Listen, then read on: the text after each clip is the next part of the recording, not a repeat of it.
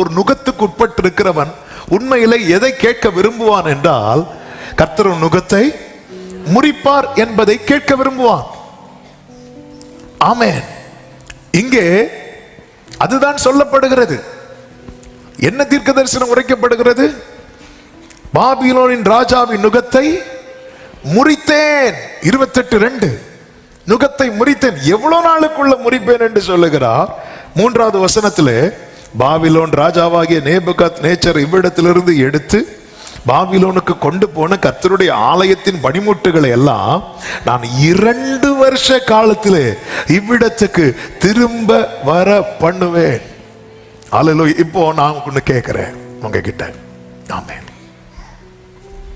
என்ன கேட்கிறேன் அப்படின்னா, உங்களை நோக்கி 2 பேர் ப்ராஃபஸி சொல்றாங்க.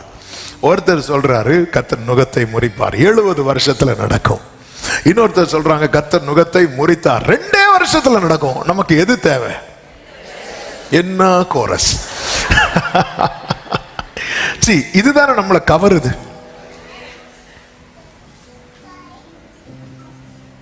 இதுதானே நம்மை கவருகிறது. உண்மையிலே இப்ப நுகம் முறிக்கப்படுவது இஸ்ரவேல் ஜனங்கள் எல்லாரை விட யாருக்கு மிக அவசியம் என்றால் எரேமியாவுக்கு. நுகத்தை உடைப்பேன் 2 வருஷத்துல அப்படி சொல்லும் போது எரேமியா என்ன சொல்றான் தெரியுமா? அந்த தீர்க்கதரிசியை பார்த்து 6வது வசனத்துல, ஆமென், கர்த்தர் அப்படியே செய்வாராக அப்படிங்கிறார். ஆமென். கர்த்தர் நுகத்தை முறிப்பார். இது ப்ராபசி, இது மாறாது. ஆனா இந்த அனனியா என்கிறவன் என்ன சொல்லுகிறான் அப்படின்னா, இன்னைக்கு பொதுவாகவே கர்த்தர் எரேமியாவை வச்சு என்ன ப்ராபசி சொல்றாருன்னா, இந்த நுகத்துக்கு கீழே நீ கொஞ்ச நாள் இருக்கணும் அப்படிங்கிறார். ஆனா அனனியா என்கிற தீர்க்கதரிசி சொல்ற நுகமே கிடையாதுப்பா, நுகத்துக்கு கீழே இருக்க வேண்டாம். கர்த்தர் நுகத்தை முறிச்சிட்டாரு, 2 வருஷத்துல எல்லாமே செட்டில் ஆக போகுது.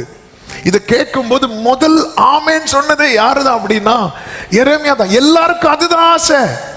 ஆனா எரேமியா ஆமென் சொல்லிட்டு என்ன சொல்றாருன்னா, இங்க பாருங்க, முற்காலத்திலிருந்தே நமக்கு தெரியும், ஒரு தீர்க்கதரிசி ஆனாலும் சரி, அவங்க சொல்ற தீர்க்க தரிசனம் அது நடந்தால், அதனுடைய 9வது வசனத்தை வாசியுங்கள். சமாதானம் வரும் என்று தீர்க்கதரிசனம் சொல்லி இருக்க, அந்த தீர்க்கதரிசி சொன்ன வார்த்தையின்படியே வந்தால், அப்பொழுது அவன் கர்த்தர் மெய்யாய் அனுப்பின தீர்க்கதரிசியாக விளங்குவான் என்று எரேமியா தீர்க்கதரிசி சொன்னான். சமாதானம் வரும் என்று தீர்க்க தரிசனம் சொல்லி இருக்க. நீ சொன்னதெல்லாம் கரெக்ட் தான். ஆமென், அப்படியே செய்வாராக. எனக்கும் ஆசை. இது 70 வருஷம் நீண்டிட்டு போறதெல்லாம் எனக்கு ஆசை கிடையாது. எவ்வளவு சீக்கிரமா இந்த பிரச்சனை முடியுமோ அவ்வளவு சீக்கிரமா முடியணும்னு தான் ஆசை. ஆனா அனனியாவே, ஒரு சம்பவம் உங்களுக்கும் தெரியும் எனக்கும் தெரியும். ஆண்டவர் ஆரம்ப காலத்துல மோசே மூலமாவே சொல்லிட்டு இருக்கிறாரு. இங்க பாருங்க, ஒரு தீர்க்கதரிசி சமாதானம் வரும் என்று சொல்லி இருக்க, அந்த தீர்க்கதரிசி சொன்ன வார்த்தையின்படியே வந்தால் அப்பொழுது அவன் கர்த்தர் மெய்யாய் அனுப்பின தீர்க்கதரிசி என்று விளங்குவான் என்று எரேமியா தீர்க்கதரிசி சொல்றான். அது உங்களுக்கு தெரியும்ல. அப்பொழுது அனனியா என்ன பண்றான் தெரியுமா? 10வது வசனம். அப்பொழுது அனனியா என்கிற தீர்க்கதரிசி எரேமியா தீர்க்கதரிசியின் கழுத்தில் இருந்த நுகத்தை என்ன பண்றான்? உடைத்து போட்டான். எப்படி இருக்குங்க? ஆமென். எரேமியா இப்பொழுது நிமிர்ந்து, thank you Jesus, நான் சர்ச்சுக்கு போனேன், என்னை நோக்கி ஒரு ப்ராபசி வந்துச்சு, என் கழுத்துல இருந்த நுகம் என்னாச்சு? உடைக்கப்பட்டது.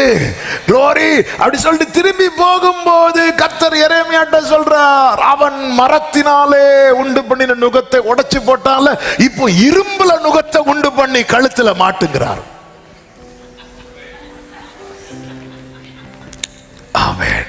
அதனுடைய 12 வாசியுங்கள். அனனியா என்கிற தீர்க்கதரிசி எரேமியா தீர்க்கதரிசியின் கழுத்தில் இருந்த நுகத்தை உடைத்து போட்ட பிற்பாடு கர்த்தருடைய வார்த்தை எரேமியாவுக்கு உண்டாகி, அவர், நீ போய் அனனியாவை நோக்கி, நீ மரநுகத்தை உடைத்தாய், அதற்கு பதிலாக இருப்பு நுகத்தை உண்டு பண்ணு என்று கர்த்தர் சொன்னார். இங்கே சொல்ல வருகிற செய்தியை கேளுங்கள், நல்ல கவனிங்க. இந்த இடையில நிறைய பேர் நம்மை விடுவிக்க முயற்சிப்பார்கள். அப்போ கழுத்தில் இருக்கிற ஒரு மர நுகத்தடி என்ன ஆகுது? முறியுது. முறிஞ்சதான் நம்மால் என்ன பண்றாரு? நிமிர்ந்தார். நிமிர்ந்து கொஞ்ச நேரம் ஆகல, இப்போ என்ன நுகத்தடி இருக்கு? அதன் அர்த்தம் என்ன? தற்காலிக விடுதலை இருக்குல்ல. தற்காலிக விடுதலை என்ன விடுதலை தெரியுமா? தேவன் தராத விடுதலை நம்முடைய கட்டை இன்னும் அதிகமாய் இறுக பண்ணும்.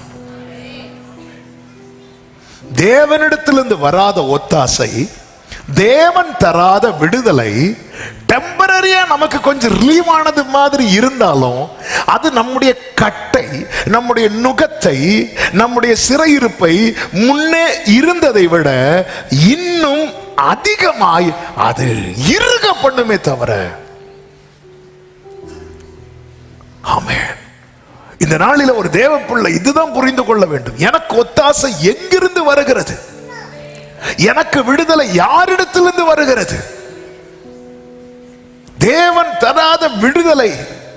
அதனாலதான் இயேசு சொல்வார், குமாரன் உங்களை விடுதலை ஆக்கினால். யோவான் 8:36, குமாரன் உங்களை விடுதலை ஆக்கினால் மெய்யாகவே விடுதலை ஆவீர்கள். இல்லைன்னா அது மெய்யான விடுதலை இல்ல, டெம்பரரியா இருக்கும். அங்க போனேன், அவங்க கை வச்சதும் ஏதோ பண்ணிச்சு, அதுக்கப்புறம் என்னெல்லாமோ பண்ணுது. ஆமென். மரத்தால எரேமியாவும் அதுதான் விரும்புறாரு. ஆமென். அப்படியே செய்வாராக சொல்லிட்டு மரத்தால செய்யப்பட்ட நுகத்தடியை முறிச்சதும் மீட்டிங் முடிஞ்சு கட்டை ஊத்தாச்சு, திருப்பி வீட்டுக்கு போலான்னு பார்த்தா இதுக்கு பழைய கட்டே பரவாயில்ல. இன்னைக்கு நிறைய பேர் தேவனிடத்திலிருந்து பெற்றுக்கொள்ள காத்திராமல் ஒத்தாசைக்காக பல பாதையை தெரிந்தெடுத்து சென்று இன்னும் அதிகமான, இன்னும் நெருக்கடியான சூழ்நிலையிலே மாட்டிக்கொள்ளுகிறார்கள். ஆவியானவர் சபைகளுக்கு சொல்லுகிறதை காதுள்ளவன் கேட்க கடவன். நமக்கு ஒத்தாசை எங்கிருந்து கிடைக்கிறது? அதாவது ஒரு பிரச்சனையிலிருந்து ரிலீவ் ஆகிறதற்கு நான் ஜோம் பண்ணி பார்த்தேன், ஆண்டவர் என்ன வெயிட் பண்ண சொல்றாரு, இது வேலைக்கு ஆகாது, நம்ம வேற ஏதாவது இருக்கா, இன்னொரு வழியா போய் இதுல இருந்து ரிலீவ் ஆகி இங்க போய் மாற்றுறது. ஆமே. ஒரு பிரச்சனையிலிருந்து வெளியே இன்னொரு பிரச்சனை, இது மாட்டுனது பெரிய பிரச்சனை. அதாவது பஞ்சகாலத்துக்கு தப்புவிக்க எகிப்துக்கு போய் எகிப்துல மாட்டினாங்க பாத்தீங்களா? எகிப்துல போய் போனதே எதுக்கு? பஞ்சகாலம். பஞ்சகாலம் எத்தனை வருஷம்? 7 வருஷம். 7 வருஷம் முடிஞ்சது, யோசேப்பு காலம் முடிஞ்சது. யாருக்காவது திருப்பி வரணும்னு தோணுனாங்களா? இல்ல. பஞ்சகால பிரச்சனையை விட பெரிய பிரச்சனை எகிப்து பிரச்சனை. அதனாலதான் ஒரு தேவ பிள்ளை புரிந்து கொள்ள வேண்டும், ஒத்தாசை வரும் பர்வதங்களுக்கு நேராக எல்லாரும் கண்களை ஏறெடுக்கும் போது ஒரு தேவ பிள்ளைக்கு தெரியணும், எனக்கு ஒத்தாசை பர்வதங்கள்ல கிடையாது, எனக்கு ஒத்தாசை வானத்தையும் பூமியையும் உண்டாக்கின கர்த்தரிடத்திலிருந்து வருகிறது. பிதா கிட்ட இயேசு கேட்கிறார், இந்த பாத்திரம் என்னை விட்டு நீங்க கூடுமானால் நீங்கும்படி செய்யும் என்று கேட்கிறார். பிதா ஏதாவது பதில் சொன்னாரா? அமைதியா இருந்துட்டார். பிலாத்து அடுத்த நாளே ஆஃபர் வைக்கிறோம், நான் நினைச்சா விடுவிக்க முடியும் தெரியுமா? அப்போ இயேசு என்ன தெரியுமா? அமைதி ஆயிட்டார். என் வாழ்க்கையில கர்த்தர் அமைதி ஆயிட்டார்னா எனக்கு ஆஃபர் பண்ண 4 பேர் வந்தாலும் அவங்க முன்னாடி நான் அமைதியாயிரும். அந்த இடத்துல இயேசு ஒரு வேளை மாம்சீகமா கொஞ்சம் யோசித்து, அப்படியா பிலாத்துவே, அப்ப நீங்க என்ன காப்பாற்றிட்டீங்கன்னா நான் உங்க வீட்டில் அப்படி செய்வேன் இப்படி செய்வேன் ஏதாவது சொல்லி ஒரு வேளை அங்கிருந்து காப்பாற்றப்பட்டார்னு வைங்களேன், இயேசுவுக்கு திரும்பி போய் எங்க நின்றுக்க முடியாது தெரியுமா? பிதாவின் போய் நின்றுக்க முடியாது. அது மட்டும் அல்ல, கொஞ்சம் முன்னாடி இயேசு காட்டி கொடுக்கப்படுவதற்கு முன்பதாக சொல்லும் ஒரு வார்த்தை உண்டு, உலகத்தின் அதிபதி வருகிறான், அவனுக்கு என்னிடத்தில் ஒன்றுமில்லை. இனி அது சொல்ல முடியாம போயிடும். அதாவது பாடு மரணம் என்பது ஒரு நாள் பிரச்சனையோட முடிஞ்சிடும். ஆனால் அந்த ஒரு நாள் பிரச்சனையிலிருந்து தப்பு வைக்க பிலாத்து கூட ஐக்கியமாக இருந்தால் அவர் சந்திக்கிற பிரச்சனை பல நாள் பிரச்சனையாக மாறி இருக்கும். இன்னைக்கு அதே போலதான் ஒரு பிரச்சனையிலிருந்து தப்ப கர்த்தரிடத்தில் சகாயம் தேடாமல் நம்ம இன்னொரு ட்ராக்கை நோக்கி பயணிக்கிறது நிமித்தமாய் அந்த பிரச்சனை நெடுநாள் பிரச்சனையாய், பல நாள் பிரச்சனையாய், இன்னும் ஏன் தலைமுறை பிரச்சனையாகவே அது மாறுகிறது. கர்த்தருக்கு மகிமை உண்டாவதாக. எனக்கு ஒத்தாசை எங்கிருந்து? தேவன் தருகிற. அதனாலதான் நிறைய பேர் பார்த்திருக்கீங்களா, சில சொல்லுவாங்க, நீங்க இங்க போனீங்கன்னா உடனே, அங்க போனீங்கன்னா எல்லாருக்கும் அதுதான் தேவை. வியாதியில் இருக்கிறவங்களுக்கு உடனே வியாதி மாறணும்னா எல்லாருமே விரும்புவோம். ஆமா, பிரச்சனையில் இருக்கிறவங்க பிரச்சனை மாறணும். அந்த விடுதலை எங்கிருந்து வருகிறது? இன்னைக்கு அநேகர் அந்த தற்காலிக விடுதலைக்காக, நல்ல புரிந்து கொள்ளுங்கள், தேவன் தருகிற சுகம் தற்காலிக சுகம் கிடையாது. நீ சமாதானத்தோட போய் உன் வேதனை நீங்கி, இதுதான் கர்த்தர் தருகிற சுகம். 2 நாள் நல்லா இருக்கிற, 3ஆவது நாள் நான் திரும்ப திரும்ப போறேன், அது அல்ல. இது தற்காலிக விடுதலை. ஆண்டவர் என்ன சொல்லுவார் தெரியுமா? நீ எழுந்து உன் படுக்கையை எடுத்துக்கொண்டு நட, அப்படிதான் சொல்லுவார். ஆமென். இன்னைக்கு ஒரு தேவ பிள்ளைக்கு இதுதான் தேவை. கேட்கிறதுக்கு எல்லாமே நல்லாதான் இருக்கு. அதனாலதான் ஏசாயா, கர்த்தருக்கு மகிமை உண்டாவதாக, அதனுடைய 8வது அதிகாரம் 6, 7, 8 வசனங்களிலே சொல்லப்பட்டிருக்கிறது, இந்த ஜனம் மெதுவாய் ஓடுகிற சீலோவாவின் தண்ணீர்களை என்ன பண்றாங்க? அசட்டை பண்ணி. வாசிங்க. ரேத்சீனையும் ரெமலியாவின் குமாரனையும் சார்ந்து சந்தோஷிக்கிறபடியினால், இதோ ஆண்டவர் வல்லமையுள்ள திரளான ஆற்று நீரை போன்ற அசிரியாவின் ராஜாவையும் அவனுடைய சகல ஆடம்பரத்தையும் அவர்கள் மேல் புரள பண்ணுவார். எஸ், ஆண்டவர் சொல்லி மெதுவாய் ஓடுகிற இவர் இப்படிதான், இப்ப தருவேன் நாளைக்கு தருவேன் சொல்லிட்டு இருப்பார். இதெல்லாம் வேலைக்காகாது. நம்ம இன்னொரு டீமை சார்ந்து கொள்வோம், இன்னொரு கூட்டத்தில் போய் சேர்ந்து கொள்வோம். இது என்ன ஆகுது அப்படின்னா, ஒரு பெரிய பிரச்சனையில போய் முடிய போகுது என்று ஆண்டவர் ஏசாயா தீர்க்கதரிசியை கொண்டு வான் பண்ணுகிறார். சவுலை பாருங்கள், சவுலுக்கு எல்லாம் பிரச்சனை மேல பிரச்சனை வர ஆரம்பிச்சிட்டு, இப்பொழுது அவன் என்ன பண்றான்னா, எனக்கு ஒரு வார்த்தை வேணும்னு தேட ஆரம்பிக்கிறான். இதுவரை தேடாதவன் இப்பொழுது தேட ஆரம்பிக்கிறான். 1 சாமுவேலின் புஸ்தகம் 28வது அதிகாரம் அதனுடைய 6, 7 வசனங்களிலே சவுல் கர்த்தரிடத்தில் விசாரிக்கும் போது, கர்த்தர் அவனுக்கு சொப்பனங்களிலாலாவது ஊரிமினாலாவது தீர்க்கதரிசிகளினாலாவது என்ன செய்யவில்லை? மறு உத்தரவு அருளவில்லை. நல்ல கவனிங்க. நான் ஆண்டவர்கிட்ட தேடி, ஆண்டவர்கிட்ட ஒரு வார்த்தைக்காய் காத்திருந்து எனக்கு பதில் வரலன்னா நான் என்ன தெரியுமா செய்யணும்? ஏன் பதில் வரல, இதை பார்த்து சரி பண்ணணும். ஆனா சவுலுக்கு இதை சரி பண்ண மனம் இல்லை. அவன் என்ன செய்தான் தெரியுமா? அடுத்த வசனத்தில் சொல்லப்பட்டிருக்கிறது, அப்பொழுது சவுல் தன் ஊழியக்காரரை நோக்கி, அஞ்சனம் பார்க்கிற ஒரு ஸ்திரீயை தேடுங்கள், நான் அவளிடத்தில் போய் விசாரிப்பேன் என்று ட்ராக்க மாத்துறான். ஏன்? நான் ஜெபம் பண்ணி பார்த்தேன், எனக்கு கிடைக்கல. நான் வார்த்தையை தேடி தேடி பார்த்தேன், எனக்கு கிடைக்கல. அதனால என்னாச்சு? நான் ட்ராக்க மாத்தினேன். ட்ராக்க மாத்தி போனான் அல்லவா, அவன் நினைச்சது போல காரியம் நடந்தது போல இருந்தது. அவன் நினைச்சது போல, யார் வந்திருக்கிறா? வயசான ஒருத்தர் தாடி வச்சு, இது யாருதான் பாத்தியா, அங்க தேடி கிடைக்கல, இங்க தேடி கிடைச்சி. ஆனா கிடைச்சி என்னாச்சு தெரியுமா? பொத்துன்னு விழுந்து கிடக்குறான். அது அவனுக்கு விடுதலைக்கான தேடல் அல்ல, அது அவனுக்கு அழிவுக்கான தேடலாய் மாறினது. ஆமென். அதாவது ஆண்டவர் இஸ்ரவேலரை, ஆதாம் ஏவாளை சோதிப்பதற்காக ஒரு கனியை வச்சிருக்கிறார். அந்த சோதனையின் கனி தான் நன்மை தீமை அறியத்தக்க கனி. இந்த சோதனையை இவங்க ஜெயிச்சிட்டாங்கன்னா அடுத்து என்ன கனியை கொடுக்க போறாருன்னா, ஜீவ விருட்சத்தின் கனியை கொடுக்க போறார். இந்த ஜீவ விருட்சத்தின் கனியை உங்களுக்கு கொடுக்கிறதுக்கான டெஸ்ட் தான் நன்மை தீமை அறியத்தக்க கனி. இவங்க என்ன பண்ணிருக்கணும்னா, இதை பொறுமையா இருந்து இதை கை வைக்காம இருந்திருப்பாங்கன்னா அந்த மேன்மையை கொடுத்திருப்பார். ஆனா சாந்தா உள்ள புகுந்து என்ன பண்ணிட்டான் தெரியுமா? இதையும் கை வைக்க வச்சுட்டான். இதனால அவங்க ஜீவ விருட்சத்தின் கனியை என்றென்றைக்கும் என்று இழந்து போனார்கள். புதிய ஏற்பாட்டில் தான் கர்த்தர் சொல்லுகிறார், ஜெயம் கொள்ளுகிறவன் எவனோ பரதீசின் மத்தியில் இருக்கிற. அப்ப நிச்சயமா இந்த பரீட்சையில ஆதாமும் ஏவாளும் ஜெயிச்சிருந்திருப்பாங்கன்னு வைங்களேன். ஜெயிச்சிருந்திருப்பாங்க. கர்த்தர் எதை கிஃப்டா கொடுத்திருப்பார் தெரியுமா? ஜீவ விருட்சத்தின் கொடுத்திருப்பார். நம்ம இப்படி கஷ்டப்பட வேண்டிய ஒரு அவசியமும் வந்திருக்காது. கையில மாட்டட்டும், அப்படிதான் நமக்கு தோணும். ஒரு பழத்துல போய் எங்க வாழ்க்கையும் முடிச்சிட்டீங்களே, அதான் ஹல்லேலூயா. ஆமென். ஒரு சின்ன காரியத்தை செஞ்சதுனால தலைமுறையா கஷ்டப்பட வேண்டிய ஒரு சூழ்நிலை இருக்கு. அந்த ஜெயம் கொள்ளு கொடுக்க கூடாதுன்னு எதுவுமே வைக்கல.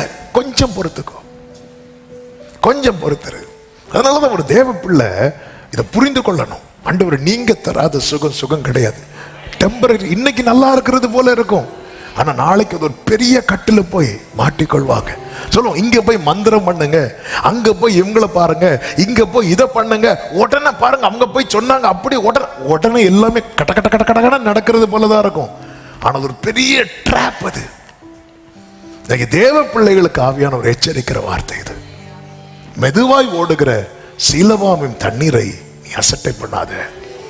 அது மர நுகத்தை மாற்றி இரும்பு நுகத்தை கொண்டு பண்ணும்.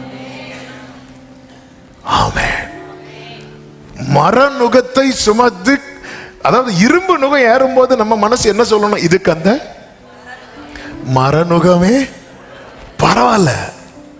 அதாவது தேவன் திராணிக்கு மேல எதுவுமே தோல்ல ஏத்த மாட்டார். ஆனா இன்னைக்கு திராணிக்கு மேல நம்ம தோல்ல ஏறதுக்கு காரணம் என்ன தெரியுமா? நாம இன்னொரு பாதையை தெரிந்தெடுத்தது. அவர் ஃபர்ஸ்ட் சிம்பிளா தான் அதை தூக்கிட்டு எரேமியாவால நிக்க முடியுது, பேச முடியுது, எல்லாம். அப்போ ஒரு நுகம் தோல்ல இருக்குது, கர்த்தர் வச்சிருக்கிறார். புலம்பல்ல ஒரு வசனம் இருக்கு பாருங்க. புலம்பலின் புஸ்தகம் 3வது அதிகாரம். எரேமியா புஸ்தகம் முடிந்து வரும். புலம்பல் 3வது அதிகாரம், அதனுடைய 27 முதல் வாசியுங்கள்.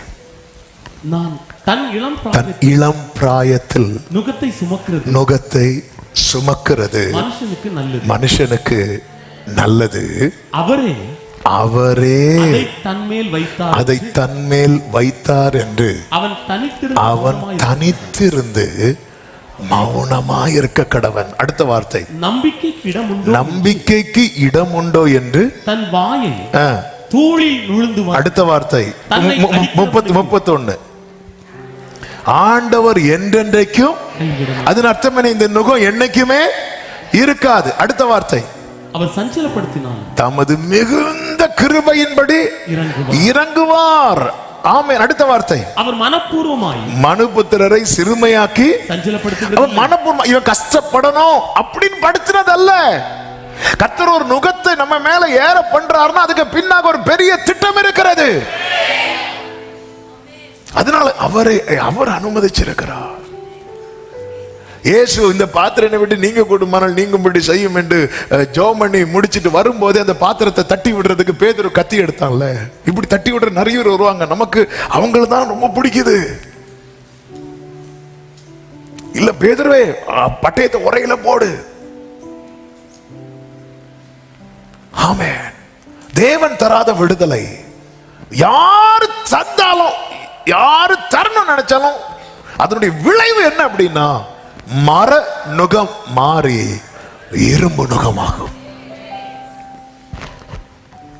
ஆண்டவர்கிட்ட நான் தேடினேன், எனக்கு கிடைக்கல. எனக்கு நான் ஆண்டவர்கிட்ட தேடி கிடைக்காததும் நான் என்ன பார்க்கணும்? எங்க இது கட்டாச்சு? ஆமென். பைப்பு டேப் திறந்து பார்க்கிறேன், தண்ணி வரல. உடனே என்ன பண்ணும்? டேங்க்ல தண்ணி இருக்குன்னு தெரியுது, டேப்ல தண்ணி வரல, லைனை தானே சரி பண்ணணும். இந்த சவுல் அதுதானே பண்ணி இருக்கணும். இவன் என்ன பண்றான் தெரியுமா? ஈஸியா எப்படிப்பா நடக்கணும்? அந்த குறி சொல்ற தேசத்தை விட்டு குறி சொல்றவங்களை துரத்துனது யாருதான்? சவுல். கர்த்தரோடு உறவுல இருக்கும் போது குறி சொல்றவங்க யாரும், நாள் பார்க்கிறவங்க, குறி சொல்றவங்க ஒருத்தர் கூட என் எல்லையில் இருக்க கூடாதுன்னு துரத்துனவன் இவன் தேவனோடு உள்ள உறவு துண்டிக்கப்பட்டாகிவிட்டது. இது இது இது இது பிரச்சனைக்கு ஒரு நிரந்தர தீர்வு கிடைக்க மாட்டேங்குது. என்ன பண்ணலாம்? சரி, எல்லாரும் போற ட்ராக்ல நம்ம போலான்னு சொல்லிட்டு இவன் கொண்டு வரான்.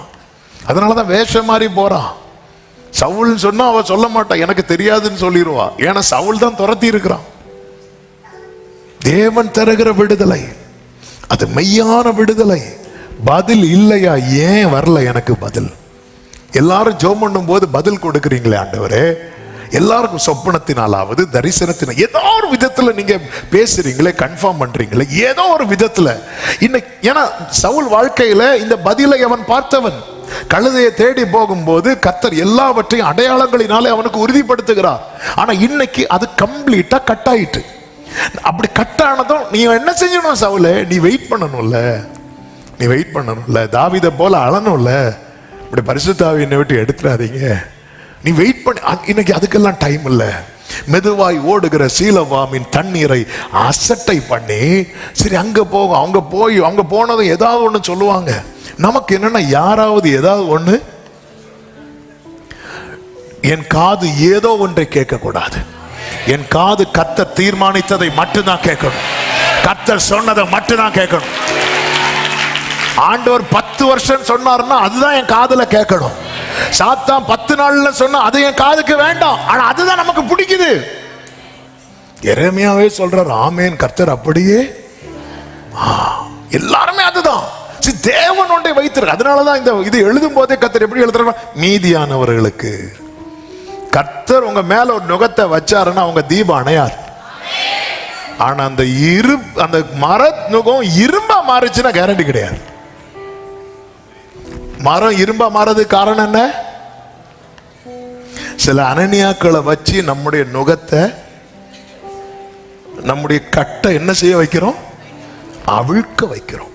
இன்னைக்கு சாயங்காலம் எங்க வீட்டுக்கு ஒரு அனனியா வரார். எதுக்கு? கட்டை அவிழ்க்க.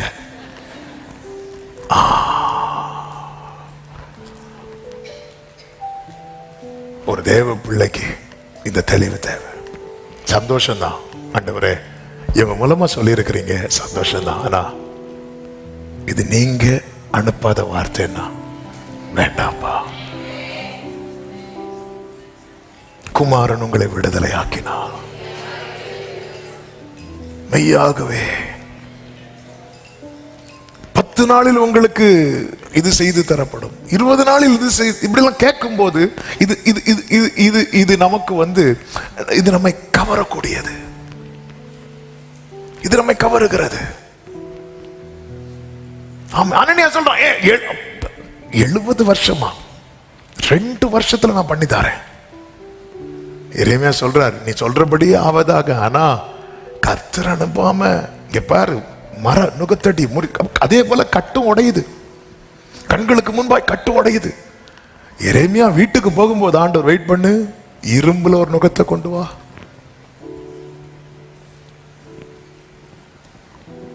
ஆமென். இங்க பாரு, சிறையிருப்பை திருப்புவேன் ப்ராமிஸ் பண்ணது நான் திருப்புவேன். ஆண்டவருக்குன்னு ஒரு டைம் உண்டு. அவர் எல்லாவற்றையும் ஆதின் காலத்தில் அவர் செய்ய நினைத்தது ஒன்றும்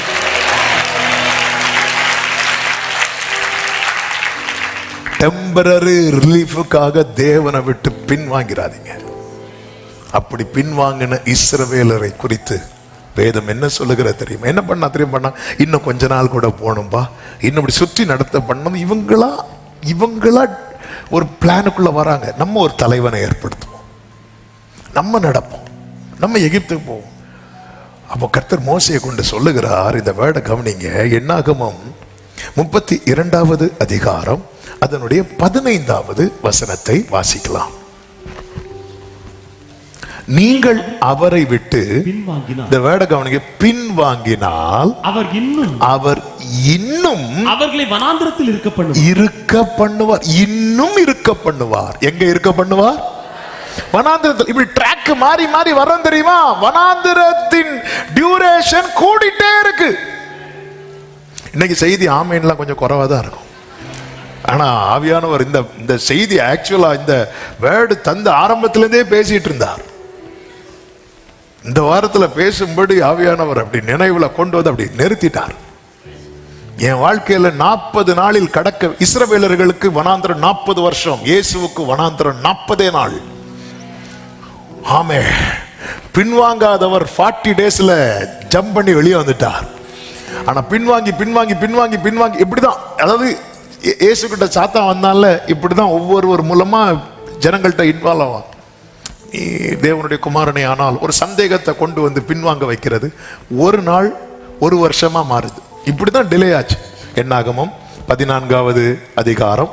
ஆண்டவரை 10 முறை பரீட்சை பார்த்தார்கள். இந்த வசனம் ஏற்கனவே நாம் சொல்லி இருந்தாலும், ஆமென். அதனுடைய 34வது வசனம், நீங்கள் தேசத்தை சுற்றி பார்த்து 40 நாள் இலக்கத்தின் படியே ஒவ்வொரு நாள் ஒவ்வொரு வருஷமாகவும் 40 வருஷம் உங்கள் அக்கிரமங்களை சுமந்து, அடுத்த வார்த்தை, என் உடன்படிக்கைக்கு வந்த மாறுதலை உணர்வீர்கள். ஆண்டவருடைய உடன்படிக்கை இருக்குல்ல, அதை மாத்த வச்சிடாதீங்கன்னு சொல்றார். அப்போ ஆண்டவருடைய பிளான் என்ன தெரியுமா? 40 டேஸ்ல கொண்டு போனோம். ஆனா ஒவ்வொரு டேயும் ஒவ்வொரு வருஷமா மாறுறதுக்கு காரணம் என்ன? ஜனங்கள் தேவனை பரீட்சை பார்த்தார்கள், பின்வாங்கினார்கள். ஆண்டவரை தான் தேடுறீங்களா? ஆண்டவரை கடைசி வரை தேடுங்க. ஆண்டவரையும் தேடி அங்கேயும் போய் இவங்களையும் பார்த்து அவங்களையும் பார்த்து. ஆமென். சிலர் பாருங்க கைவசம் எடுக்கிறதுக்குன்னு போவாங்க. ஆமென். நமக்கு சிரிப்பா இருந்தாலும் தேவனை ஆராதிக்கிற தேவ பிள்ளைகளும் இதை போறாங்க. கை விஷம் எடுத்துருவாங்க, ஆனா அதுக்கப்புறம் வாயில விஷம் வரும். இங்க மர நுகம் மாறி இது மனசை விட்டு இந்த வேர்டை எடுத்துடக்கூடாது. மர நுகம் மாறி இரும்பு நுகம். ஒரு நாள் ஒரு வருஷம் ஆகுது. வனாந்திரம் இன்னும் வனாந்திரத்தில் இருக்க பண்ணுவாராம். ஆமென். நம்ம என்ன நினைக்கிறது தெரியுமா? அந்த டைம்ல ஆண்டவரேன்னு கூப்பிட்டா மண்ணா கிடைக்கும். வனாந்திரத்தை தாண்ட மாட்டேன். நீ வனாந்திரத்தை தாண்டணும்னா உத்தம இருதயத்தோடு. என் தாசனாகி யோசுவா வேறையாவியுடையவன். ஒரு நாள் ஒரு வருஷமாய் 40 நாள் 40 வருஷம் ஆச்சு. இதுல பாதிக்கப்பட்டது யாரு தெரியுமா? யோசுவா பாதிக்கப்பட்டான். ஆனால் யோசுவாவுக்கு பலன் குறையல. ஆமென். என்னதுன்னு அர்த்தம்? ஆண்டவர் உங்களை வனாந்திரத்துல எவ்வளவு இருக்க வைக்கிறாரோ அவ்வளவு உங்களுக்கு ஆயுள் கட்டி. ஆமென். 25 வருஷம் ஆபிரகாமை காத்திருக்க வைத்தார்ல. ஆபிரகாம் எத்தனை வயசுல மரித்தான் தெரியுமா? 175. 25 வருஷம் காத்திருக்க வைத்தவனை 75 வருஷம் அனுபவிக்க வைத்தார். ஆயுள் கட்டியாச்சா இல்லையா? ஆமென். யோபு எத்தனை தலைமுறை கண்டான் தெரியுமா? 4 தலைமுறையை கண்டான். ஒரு தலைமுறையில் அத்தனை கஷ்டத்தை கண்டு கர்த்தரை விட்டு பின்வாங்காம இருந்தான்ல, அவனுக்கு 4 தலைமுறையை காண வைத்தார். ஆயுள் கட்டியாச்சா இல்லையா? ஆண்டவர் நம்மளை உட்கார வைக்கிறது மற்றவர்களுக்கு தான் பனிஷ்மெண்ட். காலேபுக்கு பனிஷ்மெண்ட் கிடையாது. நமக்கு என்னன்னா இன்னைக்கு ஜோம் பண்ணணும், நாளைக்கு பார்க்கணும், நாளை கழிச்சு போகணும். அப்படின்னா ஓகே. ஆண்டவர் எவ்வளவு அதான் மெதுவாய் ஓடுகிற சீலவாமின் தண்ணீரை நீ என்ன பண்ற தெரியுமா? அசட்ட பண்ற. என்னுடைய ஆசை என்ன நினைக்கிற? ஆண்டவருடைய ஆசை என்ன நினைக்கிற? நீடித்த நாட்களால் அவனை திருப்தியாக்கி. நம்ம அதை விட்டுட்டு உடனே அவ்வளவுதான் முடிச்சு. ஹல்லேலூயா. கர்த்தருடைய ஆலயத்துல பச்சையான ஒலிவ மரம் போல அவர்கள் கேதுரு மரங்களை போல இருப்பார்கள். இப்படிதான் ஆண்டவர் வளர விடுறார். கீழே வேர் பற்றி பூத்து காய்ச்சி அதை விட்டுட்டு திடீர்னு ஒரு மழை பெய்யும் பாருங்க, அப்படி ஒரு காளான் முளைக்கும். கண்களுக்கு எப்படி இருக்கும் தெரியுமா? ஆஹா. அடுத்த நாள் பார்த்தா காளான். கர்த்தர் தேவ ஆண்டவர் அப்படி நமக்கு எந்த ப்ராமிஸுமே தரல. வனாந்திரத்தில் நடத்தி கொண்டிருக்கும் போது மோசே நிறுத்தி உபாகம் 1வது அதிகாரம் எடுக்க வேண்டாம், அப்படி நின்னு அப்படி திரும்பி பார்த்து சொல்றார், நீங்கள் இப்பொழுது இருக்கிறதை பார்க்கலாம் 1000 மடங்கு. நீங்க வேர்டை எப்பவுமே ஃபியூச்சரா பார்த்து போயிட்டே இருக்கணும். பின்வாங்கினா என்னாகும்? 32:15 ஒரு விசை கூட இந்த வசனத்தை உங்க கண்களை விட்டு திருப்பாதிருங்கள். நீங்கள் அவரை விட்டு பின்வாங்கினால் அவர் இன்னும் வனாந்திரத்திலே இருக்க பண்ணுவார். நான் இன்னும் வனாந்திரத்தில் இருக்கணுமா, வனாந்திரத்தை தாண்டணுமா என்பது நான் எடுக்கிற தீர்மானத்தில் இருக்கிறது. நான் என்ன தீர்மானம் எடுக்க போறேன்? நான் இன்னும் வனாந்திரத்தில் இருக்கணுமா, இன்னும் கஷ்டப்படணுமா? இல்ல ஆண்டவரே, இந்த வனாந்திரத்தை விட்டு. வேதம் சொல்லுகிறது, ஆவியானவரின் பலத்தினாலே அவர் கலிலேயாவுக்கு போனார். 40 நாள்ல இயேசு கிறிஸ்து வனாந்திரத்தை தாண்டினாரே. ஆமே. நம்முடைய ஹீரோ முந்தின ஆதாம் அல்ல, நம்முடைய ஹீரோ பிந்தின ஆதாம். நம்முடைய ஹீரோ மோசே அல்ல, நம்முடைய ஹீரோ மோசேயிலும் பெரியவர். 40 நாள்ல வனாந்திரத்தை கடந்து வந்தவர். ஆமென் சொல்லுங்க பார்க்கலாம். கர்த்தர் தருகிற விடுதலை தான் மெய்யான விடுதலை. கர்த்தரிடத்திலிருந்து வராத எந்த விடுதலையும் அது இன்று விடுதலை போல தோன்றினாலும் அது நாளை இன்னும் பலத்த கட்டுக்குள்ளே தான் நம்மை கொண்டு போகும். ஆவியானவர் சபைகளுக்கு சொல்லுகிறதை காதுள்ளவன். ஆமென். 5ன்னு சொல்லிட்டானோ. ஹல்லேலூயா. இது ரொம்ப முக்கியம், ரொம்ப முக்கியம். சிலருக்கு பாருங்க, உடனே நல்லா இருக்கு, உடனே எல்லாமே ஓகே ஆனது மாதிரி இருக்கு, அடுத்து ஒரு பெரிய ஆமென். யோசேப்பு லைஃப்ல விடுவிக்கப்படுவார், அகப்படுவார், விடுவிக்கப்படுவார், இப்படிதான் யோசேப்பு லைஃப் போயிட்டு இருந்து. ஆனா 30வது வயசுல கர்த்தர் ஒரு விடுதலை கொடுத்தார் பாத்தீங்களா? அது பெர்மனன்ட் ரிலீஃப். ஆமா, போர்த்திபார் கண்ணில் தயை கிடைக்குது, என் வீட்டில் வந்து நெல்தான் திருப்பி உள்ள, இப்படிதான் போயிட்டே இருக்குது. குழியில தூக்கி போட்டாங்க, தூக்கி எடுத்தாங்க. தூக்கி எடுத்ததும் யோசேப்பு என்ன நினைச்சிருப்பா தெரியுமா? அப்பாடா. ஏன்னா அவர் அண்ணே அண்ணேன்னு கெஞ்சினார், அண்ணன் தூக்கிட்டார். தூக்கி முடிச்சதும் பார்த்தா 20 வெள்ளி கசகு வச்சுட்டார். என்னன்னு இப்படி பண்ணிட்டீங்க, இதுக்கு நான் அந்த குழியிலே கிடந்திருப்பேன். So temporary relief. ஏன்னா கர்த்தர் கை வைக்கல, கர்த்தர் அவனோடு இருந்தார் மட்டும்தான் இருக்கும் பைபிள்ல. அவன் தயை கிடைக்க பண்ணிட்டே இருந்தார், ஃபேவர் கிடைக்க பண்ணிட்டே இருக்கிறார். சிறையில் இருந்தால் அந்த ஃபேவர், நுகத்தில் இருந்தால் அந்த ஃபேவர், தீயை தண்ணீரை கடந்தால் அந்த தயவு கிடைச்சிட்டே இருக்கும். கர்த்தர் தருகிற விடுதலை. அவங்க அதை பண்றாங்க, இவங்க இதை பண்றாங்க. இவங்க கிட்ட போனா அவங்க உங்க வீட்டுல எங்க என்ன ஒளிச்சு வச்சிருக்காங்கன்னு, என்னத்தை ஒளிச்சு வைக்க போறோம்? ஆமென். அவங்க எடுத்து தருவாங்க. இதெல்லாம் அப்படியே நம்மளை முட்டன நமக்குலாம் பாருங்க. நான் கர்த்தரை தேடினேன், அவர்கள் அவரை நோக்கி பார்த்து பிரகாசம் அடைந்தனர். இந்த ஏழை கூப்பிட்டான், கர்த்தர் கேட்டார். எனக்கு தெரியும், அப்பா தராத விடுதலை எனக்கு விடுதலை கிடையாது. இந்த நுகத்துக்குள் இருந்தும் கர்த்தர் என்னை உயிரோடு வைத்திருக்கிறார் என்றால், இந்த நுகத்திலிருந்து கர்த்தர் எனக்கு ஒரு விடுதலை தருவார். நம்புறவங்க நல்ல கரங்களை தட்டி ஆண்டவருக்கு மகிமை.